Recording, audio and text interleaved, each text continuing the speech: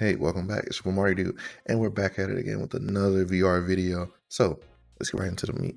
So I've been using VR for a long time, and I thought, I should probably make a video about just general VR tips, some simple ones that new and I guess people who already have VR headsets or are looking to get VR headsets should probably follow. So let's get right into it. Number one, turn the game off if you feel any type of nausea or sickness. You cannot push past motion sickness. It's impossible. Don't try it, or you will suffer the consequences of trying that. If you feel sick at all playing a VR game, take a break. Close your eyes for a little bit, take the headset off, chill in a dark room, relax. If you keep pushing, then you're gonna reach the point of no return, which lands you in a little place I like to call Puke Town, because that's where you go, Puke Town. And you have a horrible headache, and it's like a migraine. It's the worst feeling ever. That feeling can last for about a day. So if you are prone to migraines like me, don't enter that territory because you will not have fun. So how do you mitigate the motion sickness in VR games? How do you build up what we like to call VR legs? First is to start off with simple games. It's not a race. You don't have to start off while playing Boneworks or Half-Life Alyx with smooth locomotion. It's okay.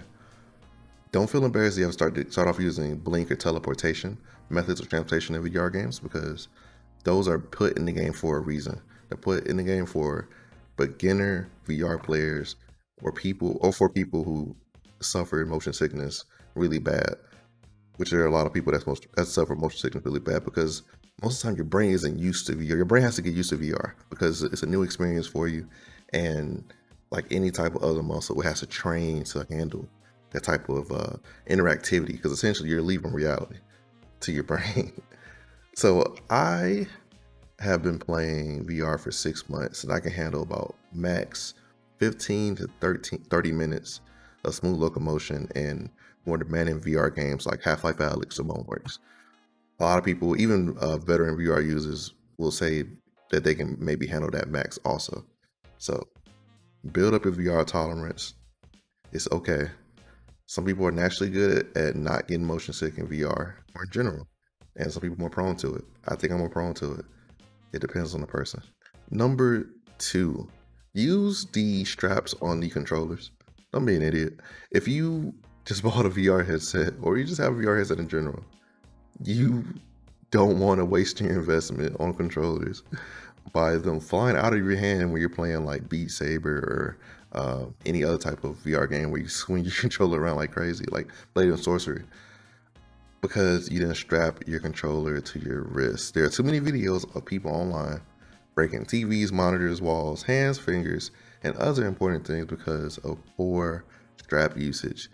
Use the strap. That's why they put it on there. It's kind of like the Wii. If you played the Wii before at any point in life, you know, always put the strap on. Always. If I see a video of you throwing your controller, I will laugh at you mercilessly. And so will most meme places and r/virtual reality. It's what we do, baby. Don't be a meme.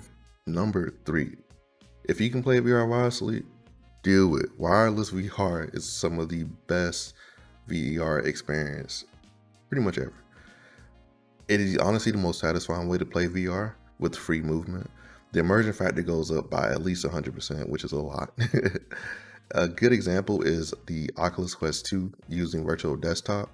Virtual Desktop offers 90 Hertz wireless VR gaming.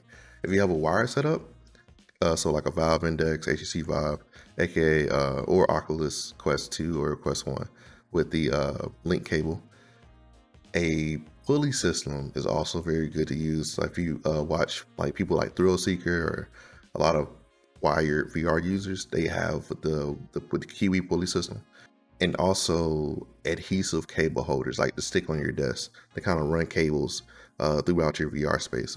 Also work really well. A great pulley system that I've seen recommended by a lot of people is the Kiwi Design VR cable management ceiling pulley system. So it mounts to your ceiling, and you can pretty much run the VR cord or wire through it, and it'll essentially suspend your headset in the air, so it's easier for you to move around with the wired VR headset. Final option for people who don't want to, get the pulley system or the cable or the adhesive cable holders is to just kind of clip the cable to the back of your pants. So put the cable over your shoulder and clip it to pretty much to your belt, where your belt is on your waist. That kind of helps with picking up the slack, and you don't have to move the cord that often. And it definitely helps with your immersion. I've tried it and it's pretty legit method. 10 out of 10, recommend. Number 4, which is very important, might I add, set the proper IPD on your VR headset. So IPD is the interpupillary distance. It's essentially the distance between your eyes. So however many inches or whatever your eyes are apart. Some people are more like Sid the Sloth, while others are kind of like that guy from Queen's Gambit. You know who I'm talking about. So having the IPD set wrong can make your VR gameplay really distorted or blurry, which can lead to motion sickness. So we don't want motion sickness. VR headsets have sliders or different settings for IPD. So essentially, if you have like a Valve Index, you have a slider to kind of adjust the IPD on the headset. If you had a Quest 1, you also have a slider. Quest 2 has specific IPD settings, and you kind of have to just kind of figure out which one fits you. Or you can measure your IPD using a free iOS app called iMeasure, or just using a ruler. There might not be an Android alternative, but I haven't found an Android alternative, even though I have an Android. But I know iPhone has an app that does that. So before buying a headset that doesn't have an IPD slider or has weird IPD settings like the Quest 2, make sure you do your research into what your IPD actually is. Because like I always say in my other videos, VR is not friendly for big-headed people or wide-eyed people. So you've been warned. Numero 5, aka number 5. So this is dumb important. Like if you haven't listened for the last 5 tips, listen now. Keep direct sunlight out of your VR lenses, man. Please. VR headsets use convex lenses, so pretty much that means any light shining directly into your VR headset will be focused into a focal point, pretty much like a laser. So the strongest light on the planet is the sun, obviously, because it illuminates, wherever it shines. And sunlight can be concentrated, especially large amounts of sunlight. So if you have a Quest or your VR headset sitting outside for some odd reason, cover it up or make sure it's not pointing towards the sun, because it will fry the inside of that VR headset. And if you look on subreddits, people have experienced this. That's why they say make sure that light is not shining into your $200 to $1,000 plus VR investment. It's a big pain. Don't risk your gaming investment over a simple precaution. Even if you had to put a shirt over your Quest or over your VR headset, do that just to make sure the sun don't get in there. You can buy lens covers and stuff like that, and mount stands to put your VR headset on so you have to worry about it. But like I said, keep sunlight out of those VR headsets, please. I hate seeing those pictures on the Reddits where somebody let some light shine in and they got black spots so their VR headset doesn't work properly. Don't be people. Number 6, baby. So VR headsets are very customizable. If you own one, you know this. If you don't, I'm telling you, is honestly some of the best customization other than like a PC that I've had as a gamer. So there are many replaceable parts on the VR headsets. For example, the facial interfaces, the head straps, and even the lenses themselves kinda are customizable. You can get different facial interfaces from companies like VR Cover. Kiwi has them, like I mentioned before, and a bunch of other online sellers like Amazon. Amazon has a plethora of facial interfaces that you can buy. So these facial interfaces are usually changed out for comfort. So for example, the Quest 2 has a very uncomfortable stock facial interface. So a lot of people get the VR cover version of the facial interface. They kind of just change out and make the VR experience more comfortable, especially for long-term use. There are also strap replacements on sites like Amazon, Etsy, the 3D printed straps, and also even Vive sells the deluxe audio strap, which is usually used for Quest people. All you need to do for the deluxe audio strap is get the 3D printed part and it's connected to your headset. So you can find that like on Etsy, or I think on Amazon now, but I definitely ordered mine off Etsy and somebody just 3D printed it for me and sent it to me. Pretty simple process. Like I mentioned earlier, VR lenses can technically be replaced by ordering prescription lenses. So it's not like replacing the lens, but more like adding on to the lens. So if your lens is already scratched up and stuff, only thing you can do honestly is get some poly watch, but you can manage, you can save it. But if you are blind like me, prescription lenses are a must-have for VR. Companies like VR Optician, Widmo VR, and VR Lens Labs, they make these prescription lenses that you can kind of just put on top of the existing lenses on your VR headset. 10 out of 10, I recommend. Makes VR so much more amazing, to be honest. I own the Widmo VR lenses, and I can say that they're top notch. I haven't had any issues with them. They come presented neatly, and the only thing I would say is the wait time to get them. They just take like 3 weeks to get them.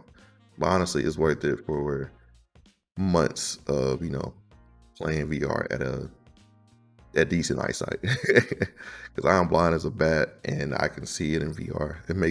But after getting the prescription lenses for VR, like it makes the experience like so much more simple. All my blind people know that playing VR blind is pain. There also are lens protectors and bumpers, so you can buy to protect your lenses from like scratches or sunlight, like I mentioned earlier. But yeah, customize your VR headset. It's yours to customize, obviously, because you bought it. But there are plenty of options to make that headset yours. Oh, we're on the last one. Finally, number 7. And this is really important, especially for motion sickness. Keep that frame rate high. All right, I'm gonna be honest with y'all. If you can't run that game at least 60, refund it. But don't play it. Especially a game like Boneworks. I mean, if you play, imagine playing Boneworks at 30 frames. You are literally gonna die in that headset. Well, not literally die, but you're not gonna feel good for long. Anything below 60 is entirely too low for VR because it's not 1-to-1. 60 frames is 1-to-1, at least almost 1-to-1. It's close enough to the point where it's playable. Anything below 60 can cause motion sickness if not addressed. If you cannot run a game, like I said, at 60, consistent 60, don't waste your time or your health. Honest truth is that some VR games are optimized beautifully while others are simply not. And I'm looking at you, Meadow, on it. They're fixing it, but I just got to joke up a little bit. An example of a good optimized VR game is like Half-Life Alyx. Boneworks is optimized pretty well. I haven't had any issues with it. Other games like Blade of Swords are decent. Some of them aren't too good with it. You got to kind of play around with them to kind of get them to work right. The usual.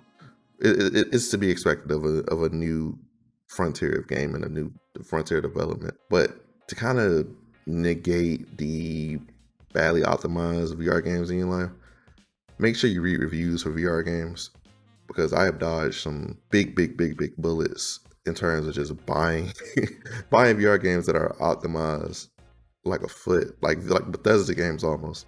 So make sure you read those reviews. Those people are not lying. Some of them are kind of overdoing it, but take it with a grain of salt.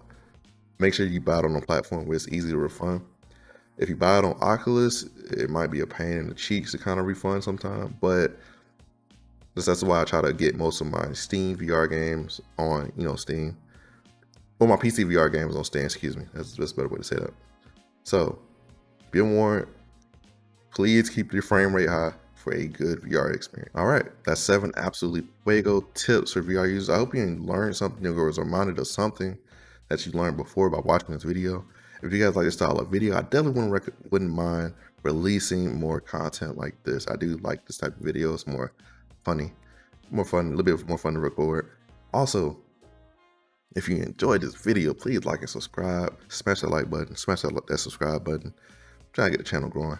Please leave a comment on any VR tips that you had that may help fellow VR users, whether it be like random ones like using a magnet to adjust the valve index, stuff I didn't mention in this video. please do so in the comments below. If you like watching VR games on Twitch, come to my Twitch page at twitch.tv/MarioDude15. We have a lot of fun over there. Whole bunch of big fella vibes. Also, thank you for watching, and I hope you have a nice day. Bye.